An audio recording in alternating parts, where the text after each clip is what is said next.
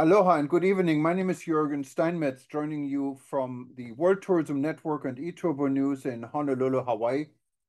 Tomorrow is World Tourism Day, and tomorrow is really not tomorrow where our guest is today, where Professor Jeffrey Lipman is, who you see on the other screen, because it's already today. Today is World Tourism Day, and we're going to talk a little bit more what it means, and we have some interesting news I wanted to share with you. And so before we welcome Professor Lipman in Brussels, who most of you probably know, I wanted to tell everyone here today, happy World Tourism Day.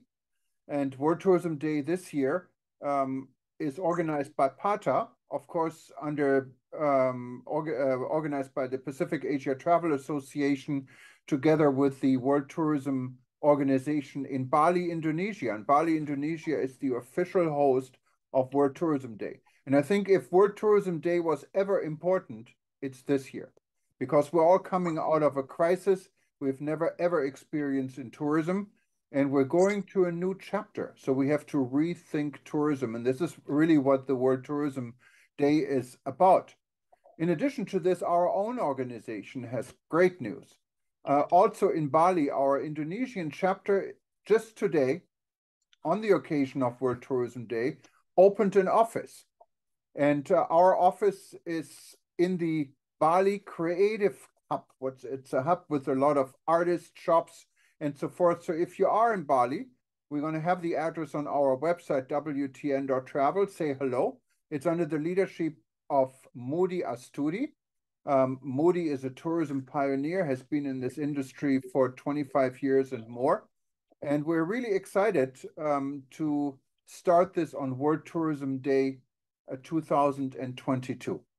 Jeffrey, of course, is an old friend of mine, and I'm not saying old literally, we're all old, but he has an amazing record of being actually the first CEO of the World Travel and Tourism Council, the Assistant Secretary General for the World Tourism Organization.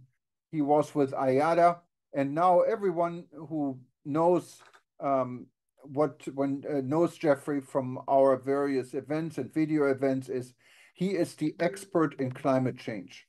And Jeffrey, it's such an honor to have you here on World Tourism Day. Welcome. Well, thank you, Thomas, and it's a pleasure to be with you. Congratulations on opening the office in Bali. Congratulations to renewing your longtime friendship with Moody, because I think probably the people watching this show don't realize, but you pretty much started off your tourism career in Indonesia, and I think with Moody and her husband, as I recall. You see, I do have this long relationship with you. And by the way, just as an aside, I read this beautiful poem that you put up on one of your channels, telling us that we actually have two lives, and the second life only begins after we realize that we only have one life. I thought that was a very clever, and at this age, I have to say, a very apt poem, because as you get older, you realize, you have a finite time span. Yeah, Jeffrey, I don't want to. Does. Yeah, absolutely. In this poem, I don't want to take credit for it because the poem was sent to me by WhatsApp by our good friend, the Honorable Edmund Bartlett, the Minister of Tourism from Jamaica. Yes. He shared this, and I thought, it's something really special. I really, like you did, enjoyed reading it. So I forwarded it to you and to some other friends, and maybe we just put it on eTurbo News so our readers can also enjoy it.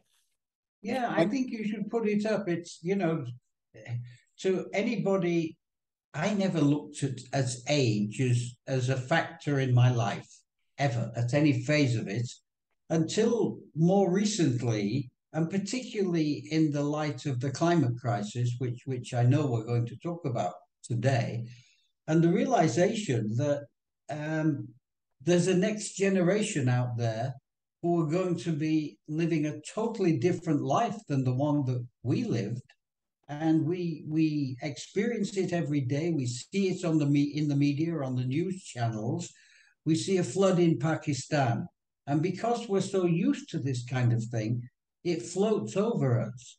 But I know when I talk to my kids, and I have grandkids, wonderful grandkids in their teens, and when I talk to them, they think about this new world as the real world, the daily world. So yeah, it's a real pleasure to be able to talk to you after so many years that we've done things together and we've been good friends over these years, and really a pleasure to appear on your show because I think you've been the stalwarts in travel and tourism of keeping your eye on the ball. Yeah, and actually, You're not always popular as a consequence of it, but it's been a good ride, Thomas. It's a pleasure to be with you again. yeah, no, it's a pleasure. It's here. I actually have been in this business since 1978, but Indonesia really made an impact because eTurbo News was started in Indonesia, in Bali, out of Faisal's hotel, the Kulkul Hotel, in 1999, 2000. So it is really a circle that today on World Tourism Day, we're reopening office of our chapter in Indonesia. So I'm really excited about it. But Jeffrey, And Thomas, if I may just, I'm sorry, I know you want to. We ought to talk about what we said we were going to talk about, which is the climate crisis and what the tourism industry is doing and is not doing and should be doing.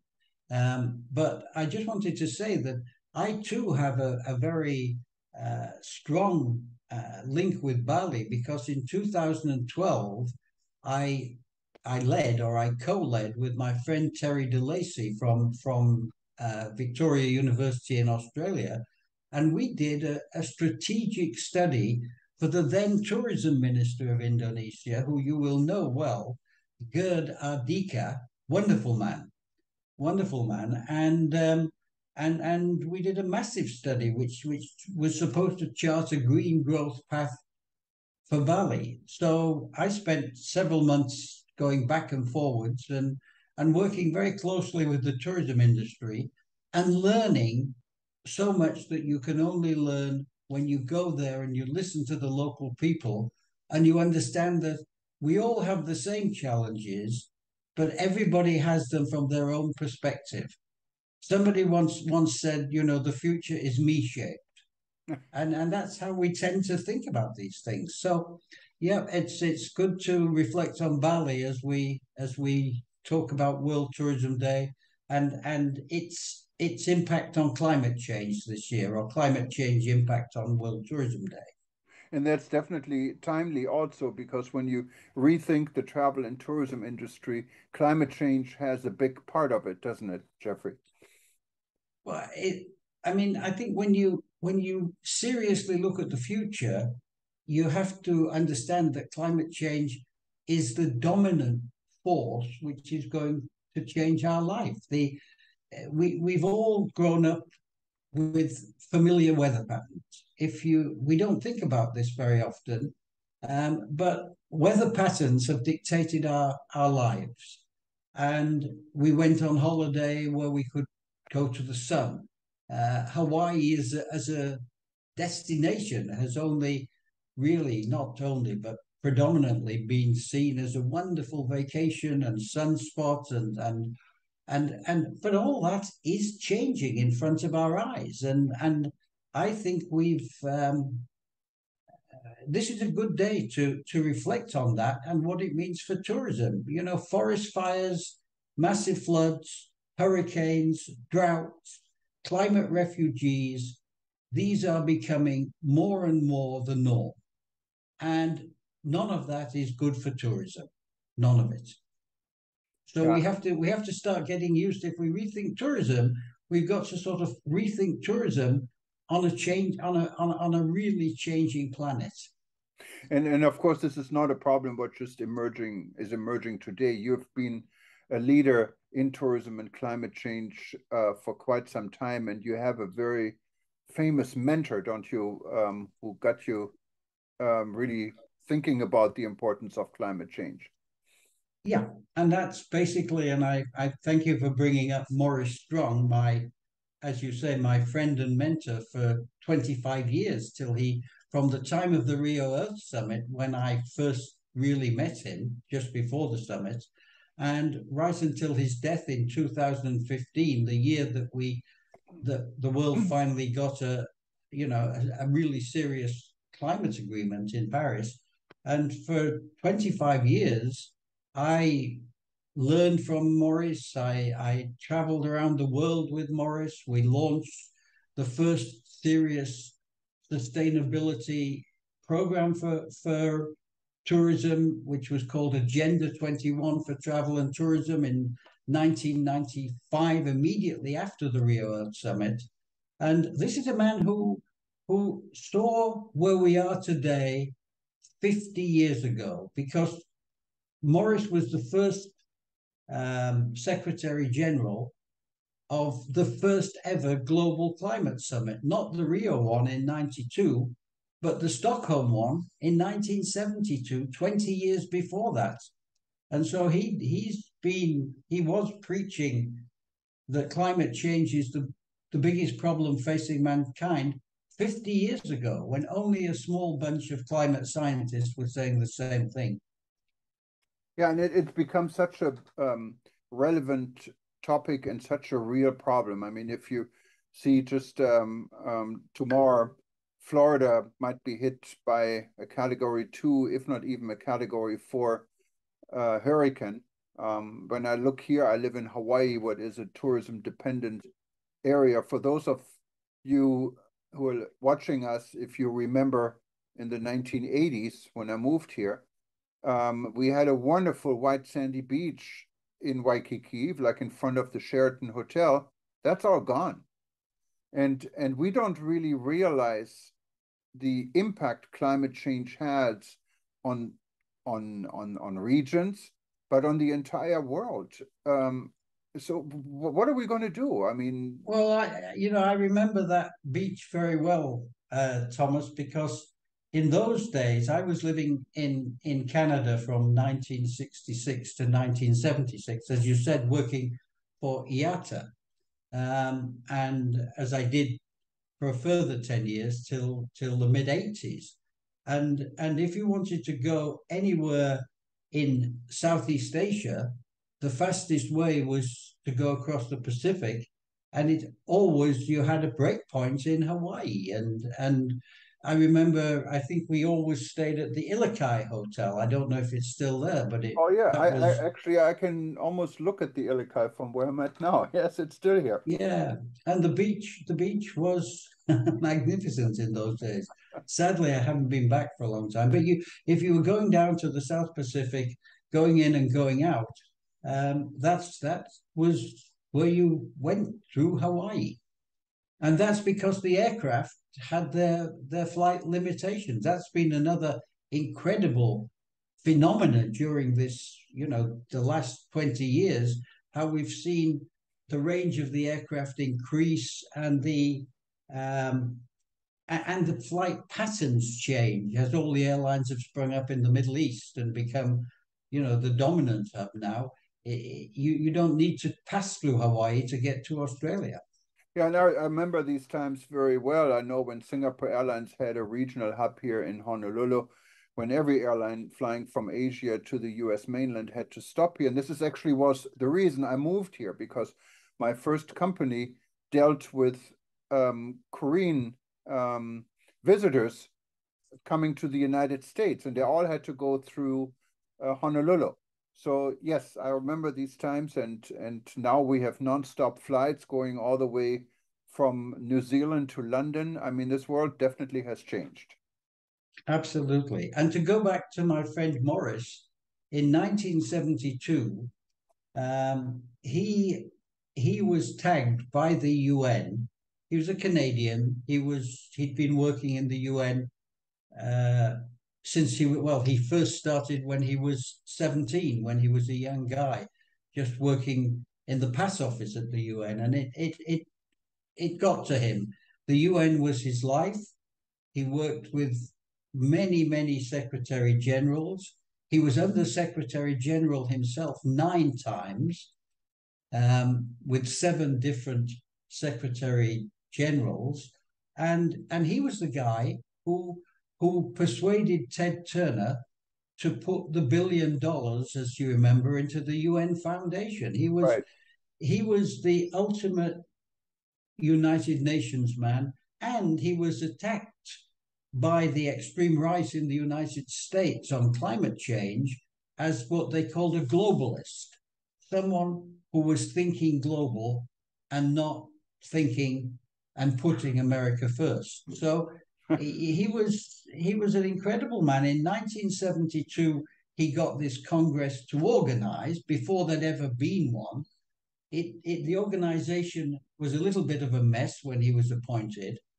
And at that time, the world was also different. There was the developed world as it is today, different coalitions, different players, different dominances. And then there was what was called the Group of 77, which was all of the developing countries. And the Group of 77 was led by Mrs. Gandhi from India.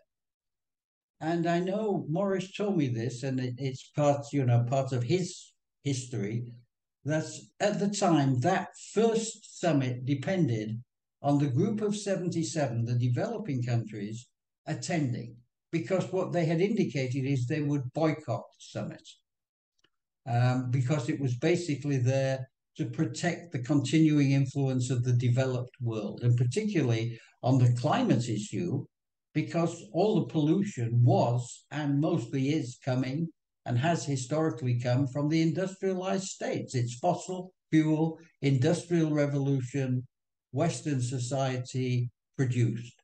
And the Group of 77, the world's poorest country, led by India, one of the world's most populous countries, simply said, we're having nothing to do with it. So without telling anybody, and in those days when flying was not easy, Morris flew to India and sought an appointment. He had no appointment, and he went to the center of government, and he asked for an interview with Mrs. Gandhi because he was the Secretary General of this emerging conference.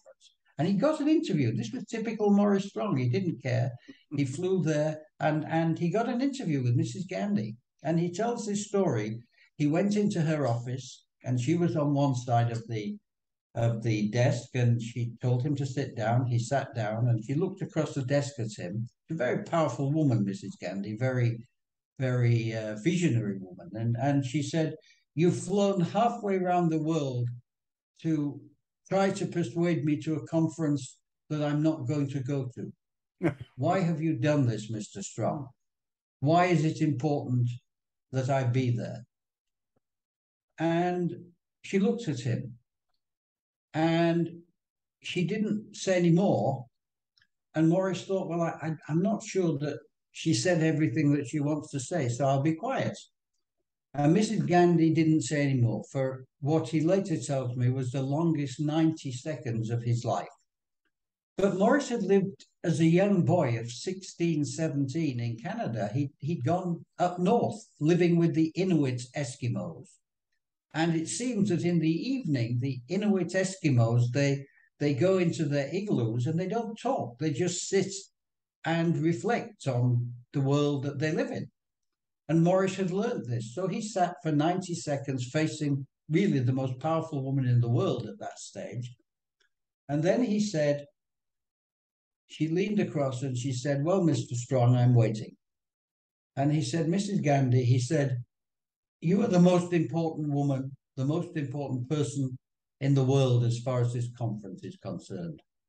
If you come to the conference, it could be a success and it could change the future of humanity.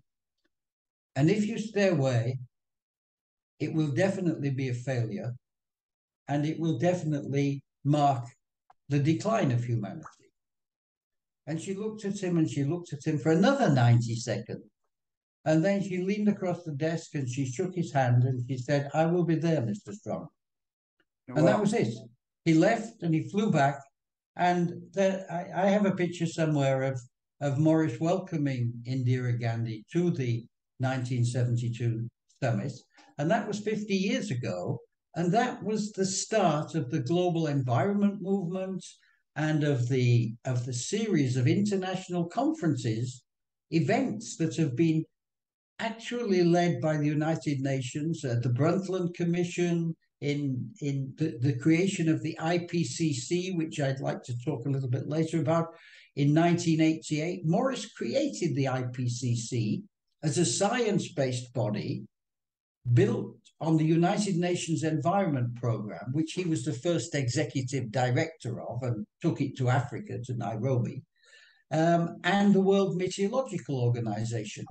They are the parents of the Intergovernmental Panel on Climate Change. And he created it so that when they got to Rio 4 years later, there would be no dispute about the numbers around climate change. Nobody able to say, the science doesn't prove it. It produced its first report for that Rio summit, and it took out a huge amount of the white noise that you always get around international meetings. And we had the IPCC in 1988, the Rio Earth Summit in 1992. Then we had more big meetings. We had the launch of the UN Framework Conference on Climate Change, UNFCCC, and the Biodiversity Convention, all in the framework of this 1992 conference, which created Agenda 21 for travel and tourism. Agenda 21. And later when I was at WTTC, we then worked with Morris's Earth Council to do an Agenda 21 for travel and tourism. And that, I think, was one of the first initiatives of tourism into this area. Then you had the Millennium Development Goals. You had the Kyoto Conference on the ozone layer in 1997. You had the Millennium Development Goals dealing with poverty in 2000. You had Rio Plus 10 in 2002 in South Africa. I was there. You had Rio Plus 20 in 2012, which was kind of giving a new spur to the Millennium Development Goals. Then you had 2015, the Sustainable Development Goals and the Paris Climate Agreement. And so all these times you've had this UN presence with thousands of meetings. I remember the COP in Bali. You talked about Bali. That must have been about 2017. Maybe it was earlier. It's hard for me to get all the dates in line, but there's been this tremendous confluence and build-up of activity, and now to the stage where pretty much everybody recognizes that there is a climate challenge, and everybody's making declarations about it. But the fundamental issue now is, how can we take action? Everybody in the world has to take action. Every industry, every sector, and tourism is up there saying that we're a leader everywhere it goes. How many people you see on Facebook and LinkedIn, and they post something that says, I did another leadership thing today. And the best leadership thing we can do is to really get our heads around and our actions around climate response. Now, if you look back, that was a long answer to a short question. I'm sorry, it's the age. You ramble a bit as you get older. No, Jeffrey, that's exactly what we need, because you can really tell the story, so people really get an idea about the time frame that went by between 1992 and now. So if you look back from what your initial reason was for this conference and where we stand today, are you satisfied where we are today, or would you say it's a huge success, we're on the right track, or we're behind, or we're way behind? How do you see it? We're behind. The whole world is behind. The IPCC latest report says, and nobody talks about this, says that we have to peak our emissions, not just carbon, but our greenhouse gas emissions, because there's a lot of other stuff out there which is sometimes much worse than carbon. We have to peak total global emissions by 2025 if we want to be on track for getting to 1.5 degrees, only 1.5 degrees increase on the long-term historical levels by 2050. So we've got 25 more years, more or less, 28 years, and we have to peak the emissions in 25. We have to halve them in 2030. And, you've heard this expression, everybody says we have to have net zero by 2050. I believe we have to have absolute zero by 2050. You can't be continuing to produce emissions as if you're special and letting everybody, and then saying, but it's okay because I've planted trees somewhere else. This is the guy who says, I'm going to give up smoking. And then he pays somebody in Africa to stop smoking, and he's still a 3-pack a day man. So what is the way forward? I mean, how are you going to achieve what you said we need to achieve? Well, I think you would need Einstein to probably answer that question. It's clearly more of the same. I mean, I don't want to denigrate the actions that have been taken by all parts of the tourism ecosystem, countries, cities, organizations, and everybody, and the famous Glasgow Declaration of last year, which we at Cenex Malta were signatory to. But we made a very strong point when we signed it that it doesn't go far enough, fast enough. And I think, that I'm even more sure of today.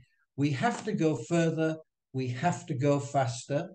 Every sector, every place on the planet will have to do this differently because the circumstances of every destination is different. But we have to be absolutely adamant that we are going to try to peak emissions in 25. And I don't think anybody else in the tourism industry has even started to say that.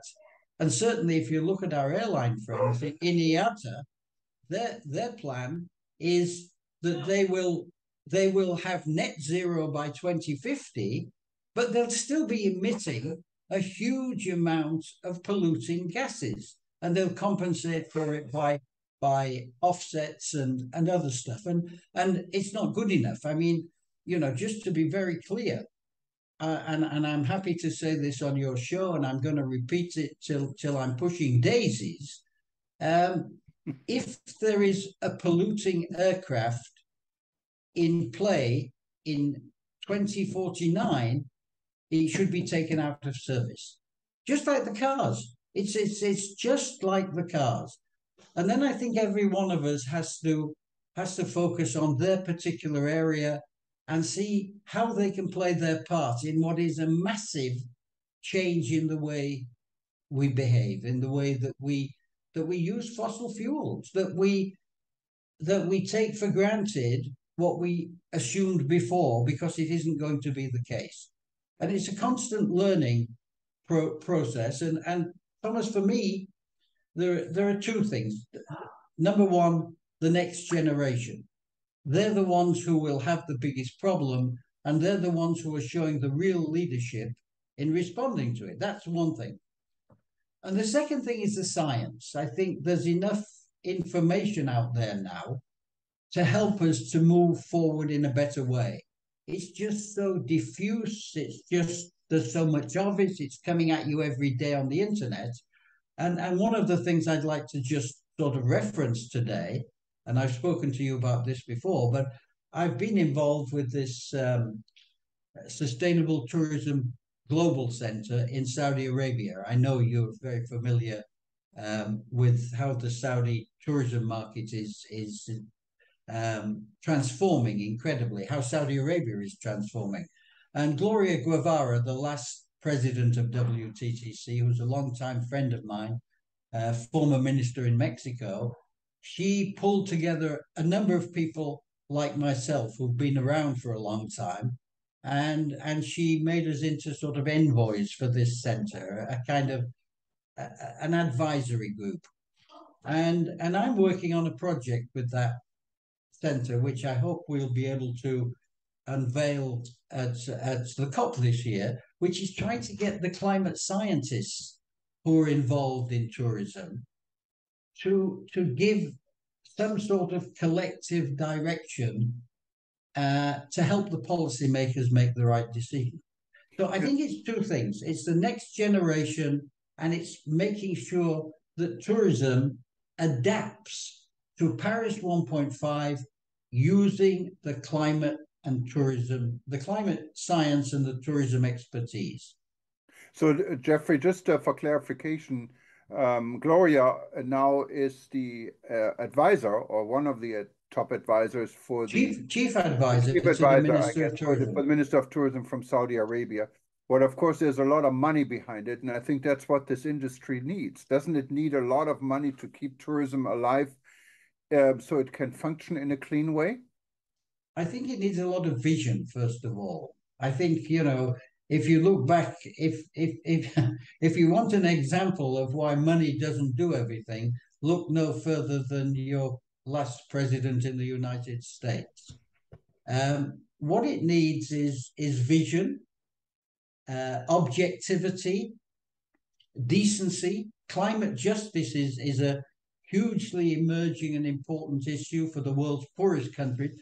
I mean, Pacific nations are kind of island states are looking at whether they have a future at all and how fast are the waves going to rise above their country.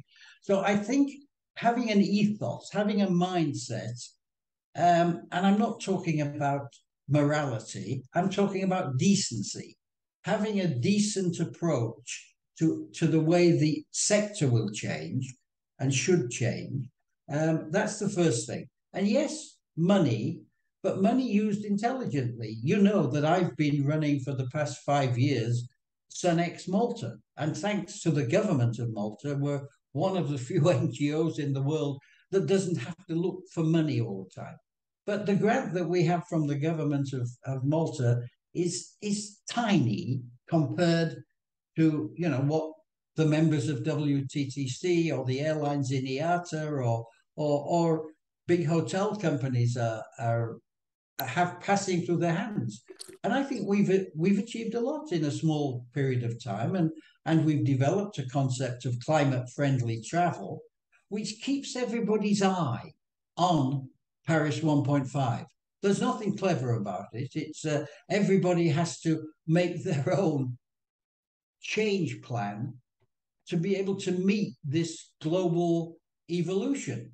But you have to keep, you know, it's like losing weight. It's no good saying just before New Year, I'm going to get slim in the new year, and then continue eating as you have done previously. But everybody has to change in a broadly coherent way.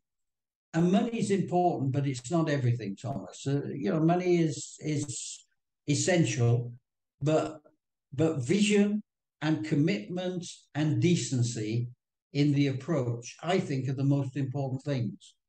Now, how would you answer every time we publish this, or we get responses also from some of our readers and many others saying, okay, what guys like you are doing is destroying our industry. There's not going to be any more tourism. You want people to walk to Hawaii or swim? What is your response to this? Well, first of all, people have been saying that kind of thing, you know, probably since we crawled out of the primeval swamp, you know, probably some reptile turned to the other and said, you're destroying the creatures that live underwater. I mean, this is evolution. Our industry, all industries, are going to have to change. The bottom line is if we don't change, you're destroying your children and your grandchildren. You're destroying the world in every way that we've become familiar with it. So I don't buy into that line. And I think our industry has shown enormous capacity to change and to adapt. It's only 100 years ago since the first 120 years ago since the first flight took place in the Wright brothers in Kitty Hawk. And how did they start the aviation part of our industry? They took a bicycle and put wings on it. And that first flight was just under the space inside a Boeing 747. So the first flight 100 years ago. So our industry will evolve. We see it. There are my friend Jed Brown has an initiative called Low Season Traveler, and he's trying to get people to travel in the period when previously they hadn't traveled, which he says will help deal with over tourism and will help deal with the troughs that people have in their business planning. So I think it's a false statement of that this is destroying our industry. I would say this is going to save our industry. Well, I couldn't agree more with you, Jeffrey. Well, it's always a pleasure talking to you, and I think we can talk about this subject a lot more, and we will. And but today is World Tourism Day. So, um, what are your wishes for today's day, for World Tourism Day? Well, first of all, I wish you a big success with your new office in Bali Thank because, you. in the end of the day, it's those things which are the little things between people that matter. I kind of hope that I keep my marbles for a few more years so I can go on doing this kind of thing because it's what I enjoy doing. And I just want people to remember that climate change is existential, that tourism is a really important, vital part of the global being, not just of the global economy, of the way we are as humanity, and that we shouldn't be passive about responding to this. We should develop a climate vision, a climate action plan, and for those people who are interested, and excuse me for plugging this, you should take a look at our registry that we've created, climate friendly travel. It's free. Everything's free.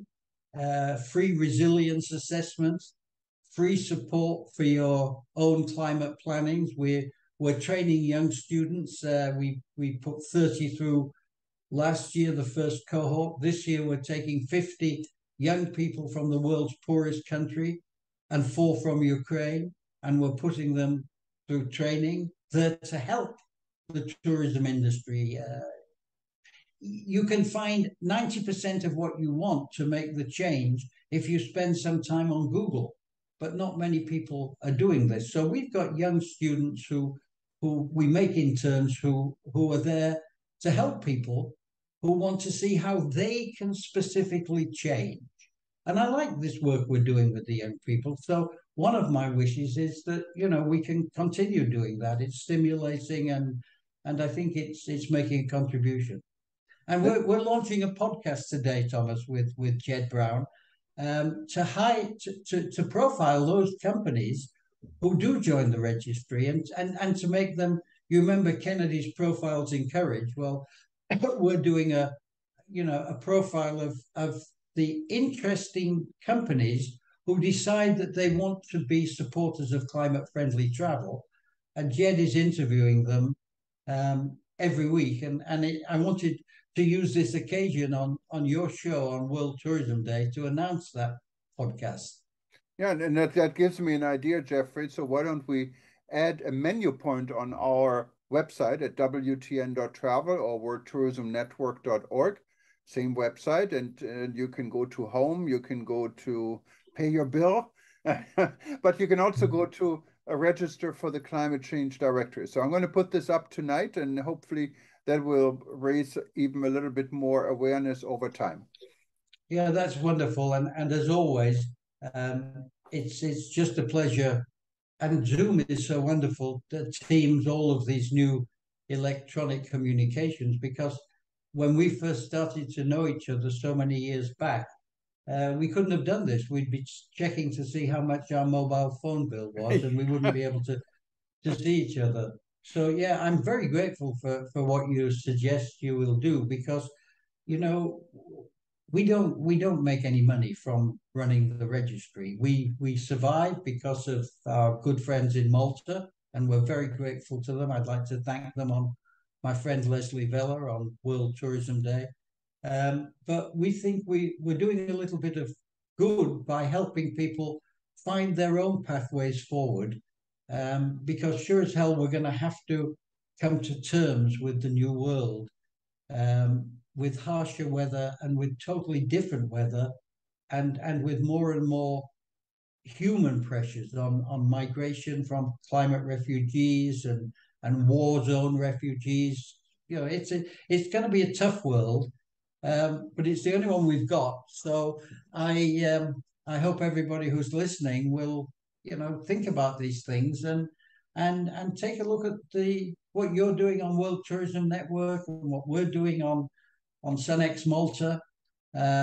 Hopefully, what we're going to do with the Sustainable Tourism Global Center and its science-based initiative, and see how they can make their own framework around these things, because they're only there to help the industry adapt and to change. Yeah, and you mentioned Malta. I don't know if you know this, Oh, but you were there recently, I was yes. there. I was on a initial 2.5 day vacation, and it turned out to be 5 days, thanks to Lufthansa going on strike. What I really enjoyed, but I really enjoyed my time in Malta.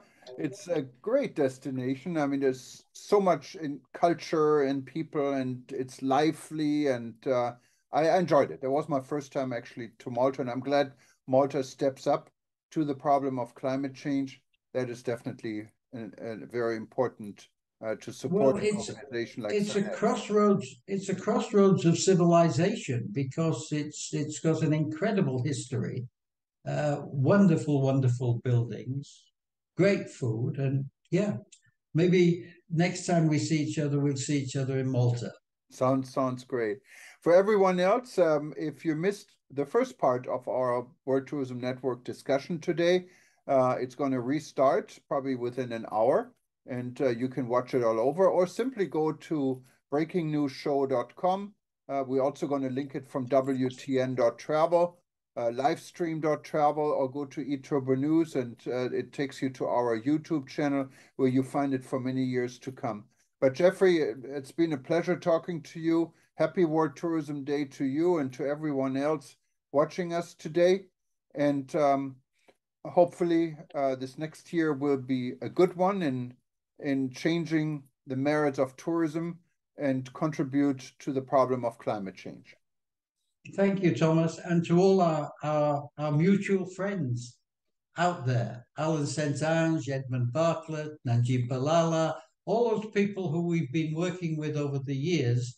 A happy World Tourism Day to you too. Happy World Tourism Day. Aloha from Hawaii. Aloha. Bye-bye. Bye.